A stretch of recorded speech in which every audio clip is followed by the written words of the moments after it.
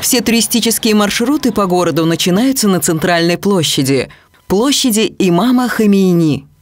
То на такси, то на извозчике, то пешком ходим, много-много ходим. Ходим, бродим, ну ладно, мы поехали. Площадь размером 512 на 153 метра – самая крупная в Иране. Да и в мире она уступает по величине только площади Тянь-Аньмэнь в Пекине. Мечеть шейха Лютфулы на восточной стороне площади построили в начале 17 века. Примерно в те же годы возвели и мечеть имама, или мечеть шаха, крупнейшую в Исфахане. Стены, ниши и потолки украсили мозаикой, орнаментом и вязью. Мечетей в старом городе много. Большая часть из них либо ремонтируется, либо срочно нуждается в ремонте.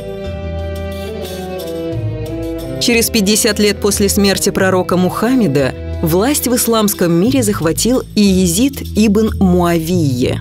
Имам Хусейн его верховенство не признал. Противники встретились на поле битвы в окрестностях Эль-Куфы. «Мы пришли сюда не ради войны, но мы не можем сдаться перед лицом силы и порока. Мы предпочтем смерть, унижению и собственноручному одобрению тирании.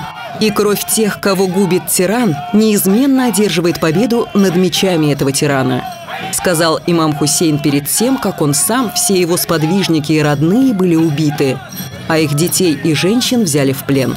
В память об этом трагическом событии на улицах иранских городов и во дворах мечетей проходят церемонии, во время которых их участники избивают себя железными цепями и плетками. Они хотят на собственной шкуре прочувствовать, какие муки пришлось испытать имаму Хусейну, и одновременно отдать дань памяти всем шиитам, ставшим шахидами, священными воинами ислама.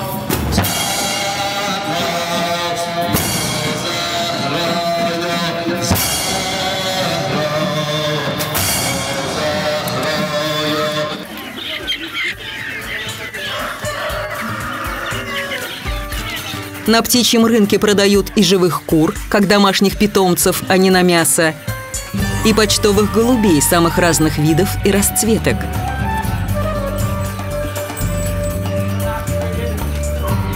И скромных волнистых попугайчиков. И, что совсем уж удивительно, крашеных цыплят. Экскурсия по Исфахану началась на центральной площади. Здесь же она и заканчивается. Перед закатом солнца, когда жара начинает спадать, сюда приходят не только туристы, но и местные жители. Атмосфера неформальная, как в городском парке в выходной день. На главной площади Исфахана сидим, пикник устроили, кушаем мечети. С красивым видом.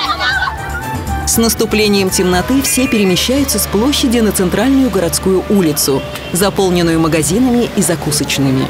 Людей так много, что иногда возникают пробки.